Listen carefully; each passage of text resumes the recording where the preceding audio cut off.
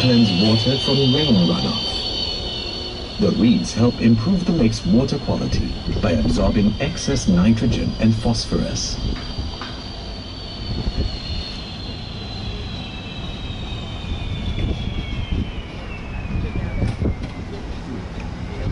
You are now entering the Heritage Gardens, which showcases the plants that occupy a special place in the history and culture of Singapore's main ethnic groups. Welcome to the Indian Garden. Can you spot the national tree of India here? It's right in the middle of the Indian Garden, the banyan tree, also called the Bengal fig. With its tangle of roots and branches, the banyan symbolizes eternal life for Hindus. Plants, and especially trees, have huge cultural and religious significance for the Indians.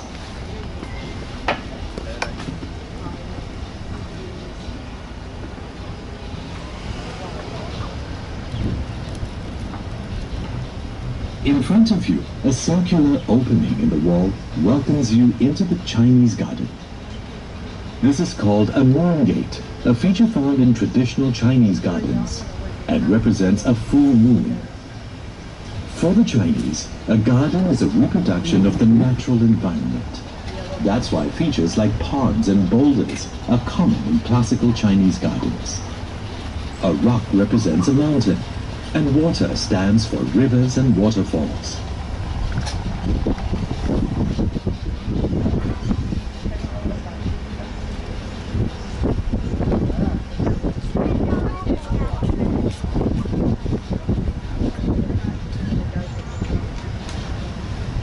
You are entering the Malay Garden, a third of the Heritage Gardens. The timber structure coming up on the right is an example of a traditional village residence known as a kampong house. There are many food plants here used by the Malays, such as lemongrass and the breadfruit tree on your right.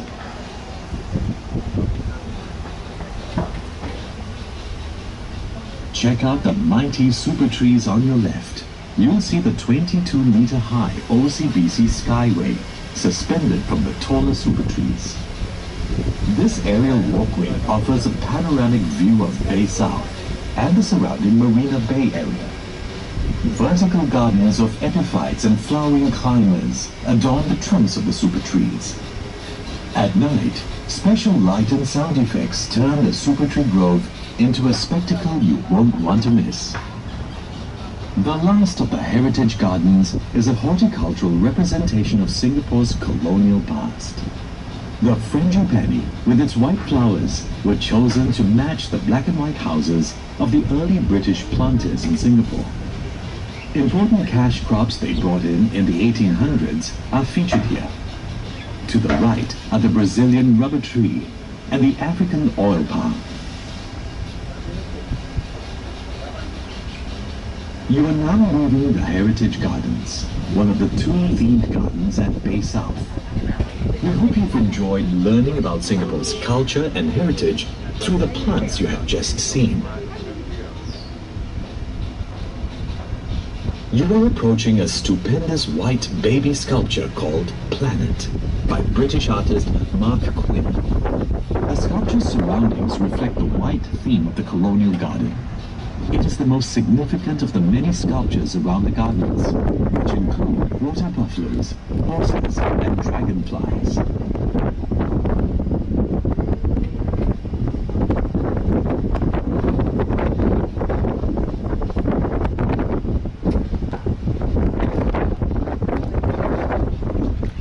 You are now making your way into the meadow, a living green space in the heart of the new downtown. This is the largest gardens event venue in Singapore, able to accommodate 15,000 people. For better acoustics, you will notice that the concert space is shaped like a bowl. On days where there are no concerts, the meadow is a wide open space in the middle of the city for friends and family to come together, run around, or have a picnic.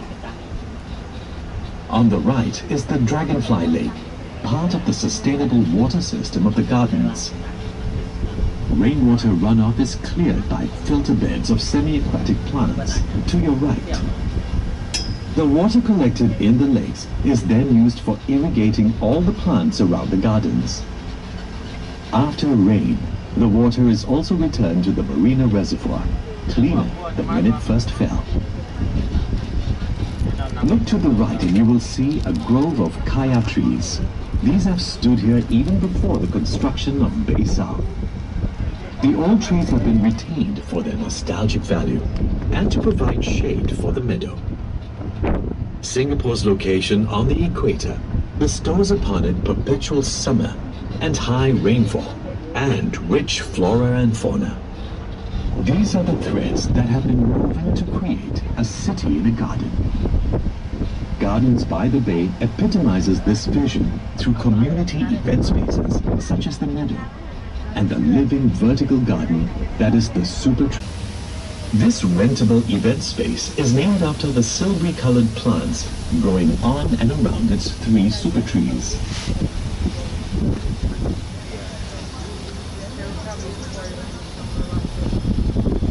Look left into the distance ahead and you will notice another 3 super trees. Can you see a spout on top of one of them? Super trees have many functions, one of which is to expel hot air from the conservatories. We will visit more of them at the Super Tree Grove later on our tour. Catch a glimpse of the Dragonfly Lake on the right. There is a 440-meter boardwalk beside to complex forest towering in front of you. This is the Super Tree Grove, one of the distinctive icons of Bay South.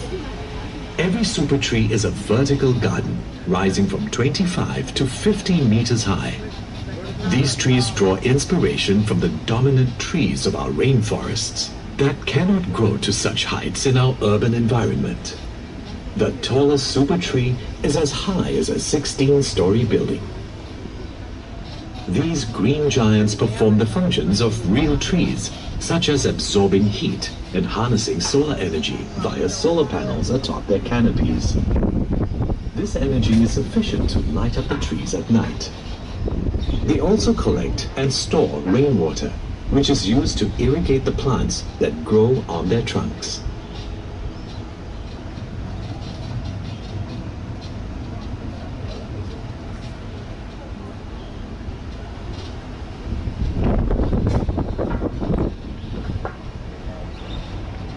Look up to the left. The tallest super tree at 50 meters high houses the Indochine Bistro at the top.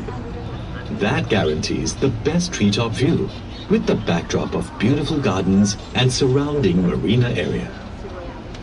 The Super Tree dining area to the right also serves various local and international delicacies. After your ride, be sure to visit the OCBC Skywalk on your left. The bridge hangs from the Super Tree's 22 meters in the air, offering a dazzling view of the garden below. At 7:45 and 8:45 p.m. every evening, the Super Tree Grove serves an audiovisual treat. The OCBC Garden Rhapsody, a spectacular light and sound show that will captivate your senses.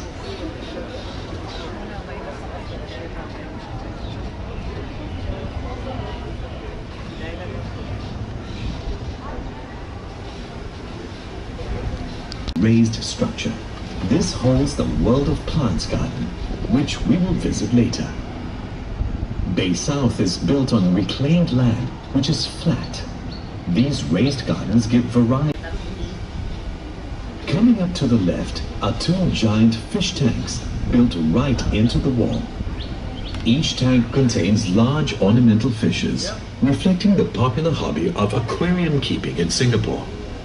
The main residents are the carnivorous arowana, which are native to the tropics. These long-lived fish are known for their fierce nature and reputed to bring good luck to their owners.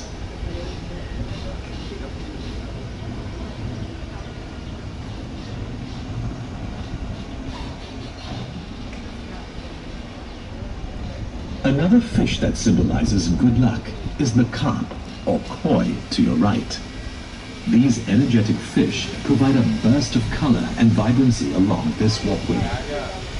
Because the koi fish is believed to bring prosperity, Keeping and breeding them is quite popular in Singapore.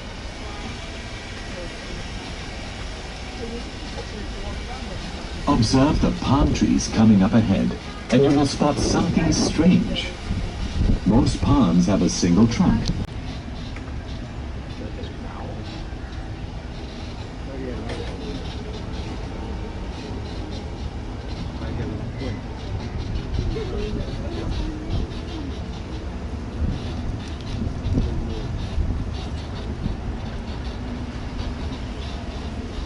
Try to imagine a world without plants. It's impossible. Without plants, there would be no life on the planet. 6 gardens in the world of plants ahead of us focus on the role of plants in our ecosystem. Do you know which were the first plants that colonized the surface of the Earth? In the Discovery Garden, you'll learn how plant life began.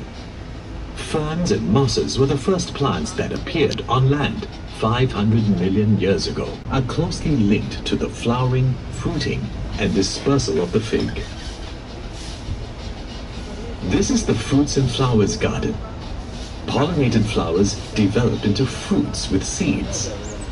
The fruits of the cannonball trees on your left and right expel their seeds when they explode on impact, giving the tree its name. Plants and trees also reproduce by dispersing seeds through wind, water, or animals. Not all plants require direct sunlight to flourish. Explore the dark side of the rainforest in the understory garden. Organisms on the forest floor have found ways to survive under low-light conditions. Fungi, like the mushroom sculptures you see on your right, help to break up fallen leaves and twigs into rich nutrients for vegetation. You are entering the world of Palms Garden. Palm trees are important components of the rainforest, filling its mid and lower strata and providing food to birds and animals. Rattan is used for furniture, and car wax is made from a Brazilian palm, canoba. Look to your right behind the palm trees and you will see the Energy Center, a marvel of sustainable energy. Tons of horticultural waste collected from parks every day is burned to power turbines that help cool the flower dome and cloud forest.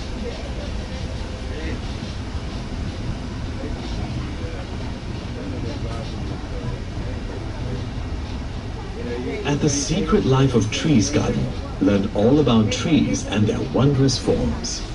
On your left and right, the leaves of the snowflake trees resemble the lattice structure of a snowflake. Baobabs, which you can see in the flower dome later, are nicknamed overturned trees because their branches look like roots growing into the air. And look out for the thorny trunks of the kapok trees on your right. We are now making a stop at the canopy once again. Do get off here to visit the 2 cooled conservatories, which hold a truly global kingdom of plants. They come from every continent, long passage of time. They are estimated to be about 1,000 sites. There are 9 F&B outlets throughout the gardens. One fine dining option is Poland to your left, serving Mediterranean-influenced cuisine in a garden setting.